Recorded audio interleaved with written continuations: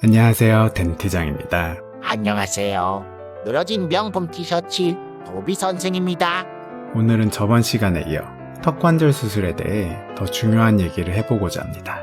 그중 첫 번째로 환자분 입장에서 보존적인 치료와 외과적인 접근, 어떤 것이 더 적절한 치료인지 어떻게 판단할까요? 판단하기 위해서 일단 표를 하나 살펴보겠습니다. 이 영어들이랑 숫자는 뭐야? 너무 어려워. 도비는 토익이 50점이에요. 영어 싫어요. 제가 쉽게 설명드리겠습니다. 일단 컨저버티브 테라피, 한글로 해석하면 보존적 치료, 즉 흔히 말하는 물리치료, 약물치료, 장치치료, 그리고 제가 늘 강조하는 주의사항 지키기, 스트레칭, 운동요법 등을 말합니다. 이때의 치료 성공률을 한번 살펴보시길 바랍니다. 대체적으로 70에서 85% 정도인 것을 알 수 있습니다. 이번에는 Non-Conservative Therapy, 즉 외과적인 치료 방법을 말하는 것입니다. 이때의 치료 성공률을 살펴보면 역시 대략 70에서 85%임을 알 수 있습니다. 즉 두 치료법이 비슷한 성공률을 보이고 있다는 뜻인데, 그럼 일반적으로 턱관절 질환 치료에 들어갈 때 어떤 컨셉을 갖고 들어가는 게 논리적일까요? 당연히 비수술적인 치료, 보존적인 치료를 먼저 시도해보고 그래도 해결이 안 된다면 수술적인 치료로 들어가야겠죠? 수술이란 게 부작용과 합병증이 존재할 수 있으니 성공률이 비슷하다면 당연히 안전한 치료부터 시도해봐야 된다는 것입니다.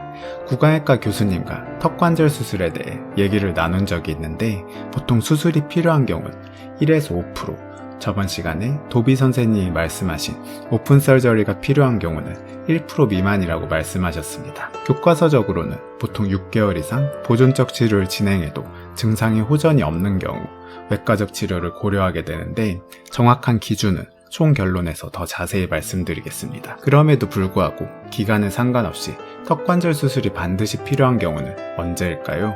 첫째로 개구장애 편에서 설명드렸던 강직이 일어난 경우, 그 중에서도 뼈가 붙어버린 골성 강직의 경우, 둘째로 턱관절 부위에 생긴 종양, 그로 인한 통증과 개구장애가 동반되어 있는 경우, 셋째로 외상으로 인해 턱관절 부위에 골절이 일어나 심한 개구장애가 생긴 경우에는 수술적 요법을 바로 고려해야 합니다. 그렇다면 턱관절 수술의 장단점, 합병증, 다른 치료와의 관계는 어떻게 될까요? 일단 장점부터 살펴보면 해부학적인 요소들이 질환의 발생에 주요하게 관여하고 있고, 통증과 개구장애에 분명한 역할을 하고 있는 경우 탁월한 치료법이 될 수 있고, 디스크의 천공, 유착 등을 직접 눈으로 관찰하면서 필요시 제거가 가능하다는 점도 큰 장점으로 작용할 수 있습니다.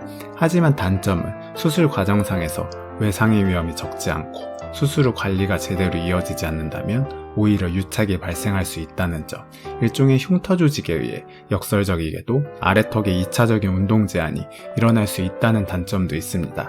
합병증을 살펴보면 측두부와 안면부에 종창이 생길 수 있다는 점, 그리고 내부 종창으로 인한 호흡 문제, 일시적인 안면신경마비도 발생할 수 있지만 대부분 회복되며 수술 중 동맥이 찢어지면 출혈 문제도 나타날 수 있다는 점입니다.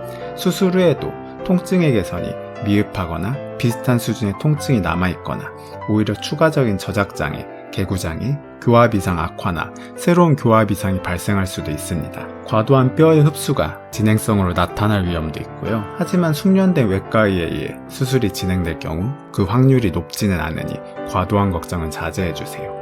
그리고 외과적 치료 이후에도 일정 기간 추가적인 보존적 치료를 시행해야 되므로 외과적 치료 결정 전 충분한 보존적 치료를 해야 됨은 명백하다는 것을 알 수 있어. 즉 보존적 치료와 외과적 치료는 아예 동떨어진 치료 개념은 아니라는 거지. 도비 선생님 좋은 말씀 감사하고요. 턱관절 수술에 대한 저의 총결론을 말씀드리겠습니다.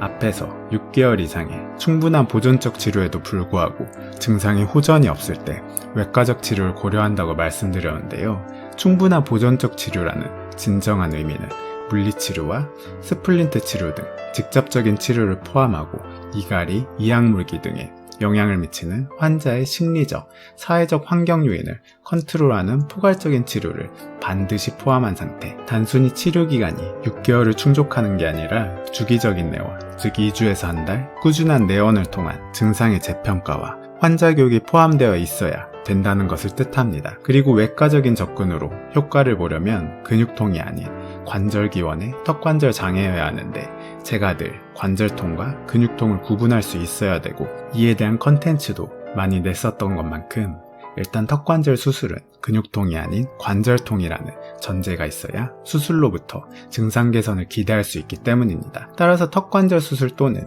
외과적 치료를 고려하고 계신 분이라면 관절통과 근육통을 구분하는 방법에 대한 제 영상 시리즈를 복습해 보시길 바랍니다. 그리고 반대로 보존적 치료가 환자분들의 증상을 조절할 수 있다고 하더라도 외과적 치료가 환자분의 통증 정도와 치료 기간을 효과적으로 줄이는 게 명백해 보인다면 적극적인 외과의와의 협진도 고려해야 된다는 점입니다. 이는 주치의 선생님의 명확한 결단력이 필요한 순간이기도 합니다. 저 같은 경우도 치료에 분명히 반응은 있긴 하지만 그 개선 정도가 더딘 환자분들을 외과 선생님께 의뢰해서 보다 빠른 개선을 보였던 경험이 있습니다. 하지만 외과적 치료가 모든 증상을 해소해주는 것이 아니므로 그 한계를 알고 너무 높은 기대감을 갖는 것도 금물입니다. 턱관절 수술에 대한 개념이 좀 잡히셨나요? 도움이 되셨다면 구독과 좋아요, 알림 전체 설정 부탁드립니다. 감사합니다.